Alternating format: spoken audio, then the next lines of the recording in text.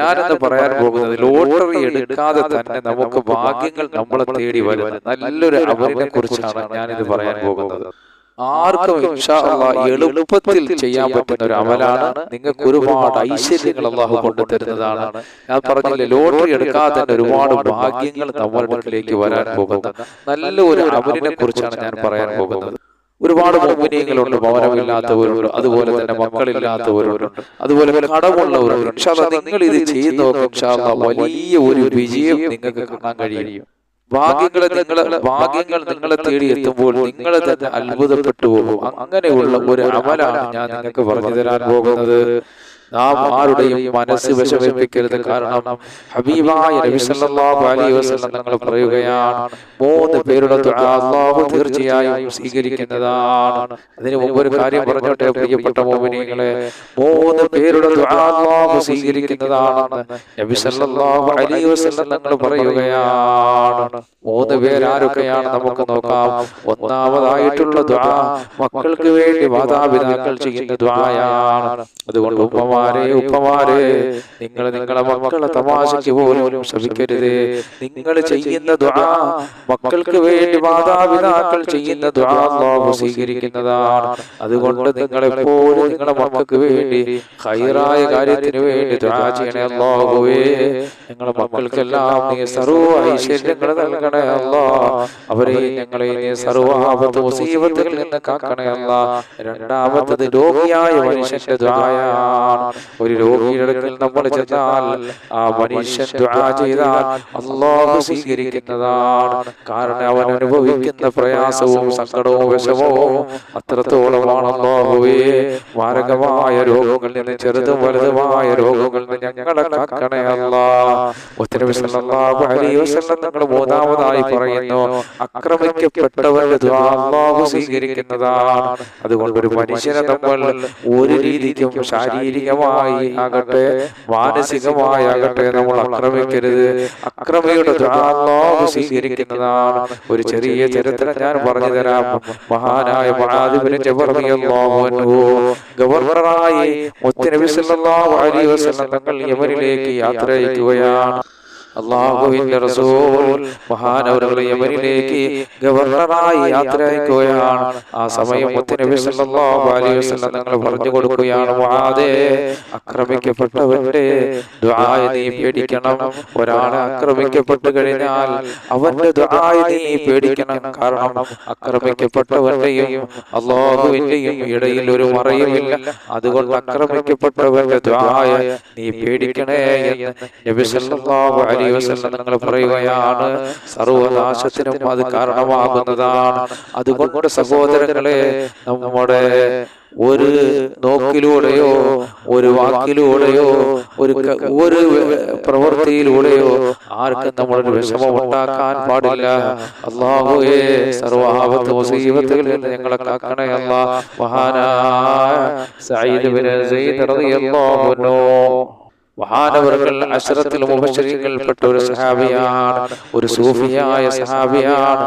ആ സഹാബിക്കെതിരെ ഒരു കള്ളക്കേസ് ഒരു പെണ്ണ് കോടതിയിൽ സമർപ്പിക്കുകയാണ്. എന്താണ് പരാതി എന്നറിയണ്ടേ? ആ പെണ്ണ് പറയുകയാണ് ആ പെണ്ണിന്റെ അവകാശത്തിൽപ്പെട്ട ഭൂമി മഹാനായ സഈദ് റളിയല്ലാഹു അൻഹു ആക്രമിച്ചു എടുത്തു എന്ന്, മോഷ്ടിച്ചെടുത്തു എന്നുള്ളതാണ്. ഇത് കേട്ട് മറുവാൻ എന്ന് പറഞ്ഞ ജഡ്ജി ഈ സഹാബിയോട് ചോദിക്കുകയാണ്, എന്താണ് താങ്കൾക്ക് പറയാനുള്ളത്? താങ്കളെ കുറിച്ചൊരു പെണ്ണ് ഇങ്ങനത്തെ ഒരു പരാതി പറഞ്ഞിട്ടുണ്ടല്ലോ. മഹാനായ സഈദ് റളിയല്ലാഹു അൻഹു പറയുകയാണ്, മറ്റൊരാളുടെ ഭൂമി എനിക്ക് എങ്ങനെയാണ് കൈക്കലാക്കാൻ കഴിയുക? കാരണം ഹബീബായ നബി സല്ലല്ലാഹു അലൈഹി വസല്ലം തങ്ങൾ അവിടുന്ന് പറയുന്നതായി ഞാൻ കേട്ടിട്ടുണ്ട്, ആരെങ്കിലും അനർഹമായി അവകാശമില്ലാതെ മറ്റൊരാളുടെ ഭൂമി കൈവശപ്പെടുത്തി കഴിഞ്ഞാൽ നാളെ അല്ലാഹുവിന്റെ കോടതിയിൽ കടന്നു വരുമ്പോൾ 7ാം ഭൂമി വരെ അവന്റെ മുതുകിൽ ആ ഭൂമി ചുമക്കേണ്ടി വരും എന്നുള്ളതാണ് എന്റെ റസൂലുള്ളാഹി സ്വല്ലല്ലാഹു അലൈഹി വസല്ലം തങ്ങൾ പറയുന്നത് ഞാൻ കേട്ടിട്ടുണ്ട്. പിന്നെ എങ്ങനെയാണ് ഞാൻ അനർഹമായ മറ്റൊരാളുടെ ഭൂമി കൈക്കലാക്കുക? മർവാൻ ആ സഹാബിയെ പറഞ്ഞു വിടുകയാണ്. ആ സഹാബിയുടെ നെഞ്ചിപ്പിടയുകയാണ്. കള്ള പരാതി കൊടുത്ത് കോടതി മുറിയിൽ കയറ്റി കള്ള ആരോപണം നടത്തിയല്ലോ, മറ്റുള്ളവരുടെ മുന്നിൽ എന്നെ മോശക്കാരനാക്കിയല്ലോ. ആ സഹാബി മോശക്കാരനാക്കിയ ആ പെണ്ണിനെതിരെ അവിടുന്ന് ദുആ ചെയ്യുകയാണ്. ഉടൻ തന്നെ ആ പെണ്ണിന്റെ കാഴ്ച നഷ്ടപ്പെടുകയാണ്, രോഗങ്ങൾ പിടിപെടുകയാണ്, ജീവിതത്തിൽ വല്ലാതെ സങ്കടങ്ങളും പ്രയാസങ്ങളും അനുഭവിക്കുകയാണ്. അവസാനം ഒരു പൊട്ടക്കിണറ്റിൽ വീണ് ആ പെണ്ണ് മരണപ്പെടുകയുണ്ടായി. അതുകൊണ്ട് മദ്ലൂമിന്റെയും അല്ലാഹുവിന്റെ ഇടയിൽ ഒരു മറയില്ലെന്ന് ഹബീബുനാ റസൂലുള്ളാഹി സല്ലല്ലാഹു അലൈഹി വസല്ലം തങ്ങൾ അല്ലാഹുവിന്റെ റസൂൽ നമ്മളെ പഠിപ്പിക്കുകയാണ്. അതുകൊണ്ട് നാം ആരെയും വിഷമിപ്പിക്കാൻ പാടില്ല. അതുപോലെ രോഗികളെ കാണുമ്പോൾ, പ്രയാസങ്ങളുള്ളവരെ കാണുമ്പോൾ നിങ്ങൾ അല്ലാഹുവിനോട് എനിക്ക് വേണ്ടി ദുആ ചെയ്യണേ എന്ന് നിങ്ങൾ പറയണം. മുഅ്മിനീങ്ങളെ, അവരുടെ ദുആ അല്ലാഹു സ്വീകരിക്കുന്നതാണ്. അത് കാരണമായി നമ്മുടെ ജീവിതത്തിൽ ഐശ്വര്യങ്ങൾ വന്നു ചേരാൻ കാരണമാണ്. അപ്പോൾ എന്റെ പ്രിയപ്പെട്ട മുഅ്മിനീങ്ങളെ, നമ്മുടെ സ്വഭാവങ്ങൾ നമ്മൾ വളരെ നല്ലതായി എടുക്കണം. ഞാനെന്ന് പറഞ്ഞു തരാൻ പോകുന്നത് ഇൻഷാ അല്ലാഹ് നല്ല ഒരു മഹത്തായ അമലിനെ കുറിച്ചിട്ടാണ്. ലോട്ടറി എടുക്കാതെ തന്നെ നമുക്ക് ഭാഗ്യങ്ങൾ തേടി വരാനുള്ള നല്ല ഒരു അമലിനെ കുറിച്ചിട്ടാണ്. ആ എളുപ്പ വഴിയാണ്, ആർക്കും എളുപ്പത്തിൽ ചെയ്യാൻ പറ്റിയ ഒരു അമലാണ്. നമ്മൾ ചെയ്തു തുടങ്ങുമ്പോൾ തന്നെ നമ്മൾ തന്നെ അതിശയിച്ചു പോകും. അത്രയ്ക്കും ഭാഗ്യങ്ങൾ നമ്മളെ തേടിയെത്തുന്നതാണ്. ഒരുപാട് ഭാഗ്യങ്ങൾ നമ്മളെ തേടിയെത്തുന്നതാണ്. ഒരുപാട് പേരുടെ പ്രയാസങ്ങൾ നമ്മളുമായി പങ്കുവെക്കപ്പെട്ടിട്ടുണ്ട്. രോഗമുള്ളവരുണ്ട്, വാടക വീടുകളിൽ കിടക്കുന്നവരുണ്ട്, ഭവനമില്ലാത്തവരുണ്ട്, മക്കളില്ലാത്തവരുണ്ട്, ജീവിതത്തിന്റെ പല മേഖലകളിൽ പ്രയാസപ്പെടുന്നവരുണ്ട്. എന്റെ പ്രിയപ്പെട്ട മുഅ്മിനീങ്ങളെ, ഈ മഹത്തായ അമൽ നിങ്ങൾ ചെയ്തു നോക്ക്. ഇൻഷാ അല്ലാഹ് നിങ്ങൾ ചെയ്തു തുടങ്ങുമ്പോൾ തന്നെ ഭാഗ്യം നിങ്ങളിലേക്ക് കടന്നു വരുന്നതാണ്. അപ്പോൾ ആ മഹത്തായ അമൽ ഏതാണെന്ന് പറയട്ടെ മുഅ്മിനീങ്ങളെ. സൂര്യൻ ഉദിച്ച് ഒരു കുന്തത്തിന്റെ കതിർ ഉയർന്നതിന് ശേഷം, അഥവാ ഒരു 10-20 മിനിറ്റ് കഴിഞ്ഞതിന് ശേഷമുള്ള ളുഹറിന് മുമ്പ്, ളുഹറിന് അരമണിക്കൂർ മുമ്പ് വരെ റക്അത്ത് ളുഹാ നിസ്കരിക്കുക. അവ പറഞ്ഞു വരുന്നത് ളുഹാ നമസ്കാരത്തെ കുറിച്ചിട്ടാണ്. ളുഹാ നമസ്കാരത്തിന്റെ സമയം എന്ന് പറഞ്ഞതാണ് സൂര്യൻ ഉദിച്ചൊരു 10-20 മിനിറ്റ് കഴിഞ്ഞതിന് ശേഷം ളുഹറിന് അരമണിക്കൂർ മുമ്പേ നമുക്ക് നിസ്കരിക്കാൻ പറ്റുന്ന ഒരു നിസ്കാരമാണ് 2 റക്അത്ത് ളുഹാ നമസ്കാരം.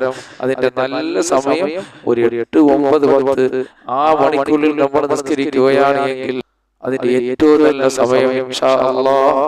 അങ്ങനെ ഈ ളുഹാ നമസ്കാരം നിങ്ങൾ നിത്യമാക്കി വന്നു കഴിഞ്ഞാൽ അല്ലാഹു വലിയ ഐശ്വര്യങ്ങൾ നിങ്ങൾക്ക് നൽകപ്പെടുന്നതാണ്. സലാത്തുൽ ളുഹാ എന്നും സലാത്തുൽ റിസ്ക് ഭക്ഷണത്തിന്റെ നിസ്കാരം എന്നും സലാത്തുൽ ഹദ്ദ് ഭാഗ്യത്തിന്റെ നിസ്കാരം എന്നും ഒക്കെ പേരുണ്ട്. അപ്പോൾ സലാത്തുൽ ളുഹാക്ക് ഏതൊക്കെ പേരാണുള്ളത്? സലാത്തുൽ ളുഹാ എന്നും സലാത്തുൽ റിസ്ക് എന്നും. കാരണം ആ നമസ്കാരം നമസ്കരിക്കുന്നവന് അല്ലാഹു സുബ്ഹാനഹു വ തആല വലിയ ഭാഗ്യങ്ങൾ നൽകുന്നതാണ്, ഭക്ഷണ വിശാലത നൽകുന്നതാണ്. സലാത്തുൽ ഹദ്ദ് എന്ന് പറഞ്ഞാൽ അല്ലാഹു ഭാഗ്യങ്ങൾ അവരെ നൽകപ്പെടുന്നതാണ്. അപ്പൊ എന്നൊക്കെ ഒരു 3 രീതിക്ക് ഈ നമസ്കാരത്തെ പണ്ഡിതന്മാര് പരിചയപ്പെടുത്തുന്നുണ്ട്. അതുകൊണ്ട് ജീവിതത്തിന്റെ ഏതെങ്കിലും മേഖലകൾ നിങ്ങൾ പ്രയാസപ്പെടുന്നുണ്ടെങ്കിൽ ഇൻഷാ അല്ലാഹ് ഈ ളുഹാ നമസ്കാരം നിങ്ങൾ പതിവാക്കി വരിക. വലിയ ഭാഗ്യം നിങ്ങൾക്ക് കിട്ടുന്നതാണ്. എന്റെ പ്രിയപ്പെട്ട മുഅ്മിനീങ്ങളെ, ഈ ളുഹാ നമസ്കാരം നിങ്ങൾ പതിവാക്കി വന്നാൽ വലിയ ഐശ്വര്യം നിങ്ങൾക്ക് നൽകപ്പെടുന്നതാണ്. നിങ്ങളുടെ മുന്നിലുള്ള വഴികളെല്ലാം അല്ലാഹു തുറന്നു തരുന്നതാണ്. ഇങ്ങനെയുള്ള അറിവുകൾ നമ്മുടെ സഹോദരങ്ങൾ കൂടി നമ്മൾ കൈമാറുക. അവർ ദുആ നമസ്കരിക്കട്ടെ, അവർ ദിക്റുകൾ ചൊല്ലട്ടെ, അവരും ഖുർആനിന്റെ മഹത്വമുള്ള ആയത്തുകൾ ഓതട്ടെ. വലിയ ഐശ്വര്യങ്ങൾ അല്ലാഹു അവർക്കും നൽകപ്പെടുന്നതാണ്. അവയുടെ പ്രിയപ്പെട്ട മുഅ്മിനീങ്ങളുടെ ഭാഗ്യങ്ങളുടെ വഴി തുറന്നു തരുന്ന ദുആ ദായിമാക്കുക. എല്ലാ ദിവസവും മരണം വരെ എന്റെ ശബ്ദം ശ്രവിക്കുന്ന മുഅ്മിനീങ്ങളെ, മരണം വരെ ഇൻഷാ അല്ലാഹ് ഞാൻ ഇനി ളുഹാ നമസ്കാരം ഒഴിവാക്കുകയില്ല എന്ന് പറഞ്ഞുകൊണ്ട് നിങ്ങൾ ളുഹാ നമസ്കാരം പതിവാക്കുക. അല്ലാഹു വലിയ വിജയം നിങ്ങൾക്ക് നൽകുന്നതാണ്. അവ ജീവിതത്തിൽ ഒരുപാട് ഐശ്വര്യങ്ങൾ വന്നു ചേരാൻ പറ്റിയ നമസ്കാരമാണ് ദുആ. ഇൻഷാ അല്ലാഹ് നിങ്ങൾക്ക് ലോട്ടറി എടുക്കാതെ തന്നെ, ഹറാമുകളിലേക്ക് കടക്കാതെ തന്നെ അല്ലാഹു നിങ്ങൾ ആഗ്രഹിച്ചത് മുഴുവനും ഈ ദുനിയാവിൽ നിങ്ങൾക്ക് നൽകപ്പെടുന്ന ഒരു മഹത്തായ അമലാണ് ദുആ നമസ്കാരം. അത് നിങ്ങൾ പതിവാക്കുക. പടച്ചവനെ, ഞങ്ങൾ പറഞ്ഞത് കേട്ടതെല്ലാം ഒരു സാലിഹായ അമലാക്കി മാറ്റണേ അല്ലാഹ്. അൽഹംദുലില്ലാഹി റബ്ബിൽ ആലമീൻ. അല്ലാഹുമ്മ സ്വല്ലി അലാ സയ്യിദിനാ മുഹമ്മദ് വഅലാ ആലി സയ്യിദിനാ മുഹമ്മദ്. അല്ലാഹുമ്മ ഇഗ്ഫിർ ലനാ റബ്ബി റബ്ബനാ കമാ റബ്ബനാ സഗാറാ. പടച്ചവനെ, ഞങ്ങളുടെ രോഗങ്ങൾ ശിഫയാക്കണേ അല്ലാഹ്. ഞങ്ങളിൽ നിന്ന് മരണപ്പെട്ടവർക്ക് മാഫ് ചെയ്യണേ അല്ലാഹ്. ഞങ്ങൾ കടക്കാറുണ്ട് റബ്ബേ, ഞങ്ങളുടെ കടങ്ങളൊക്കെ വീട്ടി തരണേ അല്ലാഹ്. ഞങ്ങളുടെ ഭവനങ്ങളില്ലാത്തവരുടെ ഭവനം നൽകണേ അല്ലാഹ്. ഞങ്ങളുടെ ഭവനങ്ങളിൽ പണി നടക്കുന്നത് പെട്ടെന്ന് പൂർത്തിയാക്കണേ പടച്ചവനെ. ഞങ്ങളെ സഹായിക്കുന്നവരെ നീ സഹായിക്കണേ. സർവ്വവിധ ആപത്ത് മുസീബത്ത് ഇടങ്ങേറുന്നവരെ ഞങ്ങളെ നീ കാക്കണേ അല്ലാഹ്. മക്കളില്ലാത്തവരുടെ മക്കളെ നൽകണേ അല്ലാഹ്. ജോലിയില്ലാത്തവരുടെ ജോലി നൽകണേ അല്ലാഹ്. ദാരിദ്ര്യമെന്ന മഹാവിപത്തിൽ നിന്ന് ഞങ്ങളെ കാക്കണേ അല്ലാഹ്. സമ്പത്തിന്റെ വഴികൾ വിശാലമാക്കണേ അല്ലാഹ്. ഞങ്ങളെ കച്ചവടത്തിൽ, ഞങ്ങളുടെ ജോലിയിലെല്ലാം ബർക്കത്ത് നിലനിർത്തണേ അല്ലാഹ്. ആകാശത്ത് ഇറങ്ങുന്നതും ഭൂമിയിൽ നിന്ന് മുളയ്ക്കുന്നതുമായ സർവ്വാപത്തുകളെ തൊട്ടും വിപത്തുകളെ തൊട്ടും നീ ഞങ്ങളെ കാക്കണേ അല്ലാഹ്. ഞങ്ങളെ മക്കളെ കാക്കണേ അല്ലാഹ്. പടച്ചവനെ, ഞങ്ങളെ മക്കളെയൊക്കെ ആലിമീങ്ങളും സാലിഹീങ്ങളും പണ്ഡിതന്മാരും ഉദ്യോഗസ്ഥന്മാരും മാതാപിതാക്കൾക്കും നാട്ടുകാർക്കും കുടുംബത്തിനെല്ലാം ഉപയോഗമുള്ള നല്ല മക്കളാക്കണേ അല്ലാഹ്. സർവ്വവിധ ആപത്ത് മുസീബത്ത് ഇടങ്ങേറുന്നവരെ ഞങ്ങളെയും കാക്കണേ അല്ലാഹ്. റബ്ബനാ ആതിനാ ഫിദ്ദുനിയാ حسنة وفي الآخرة حسنة وقنا عذاب النار. اللهم صل وسلم وبارك عليه.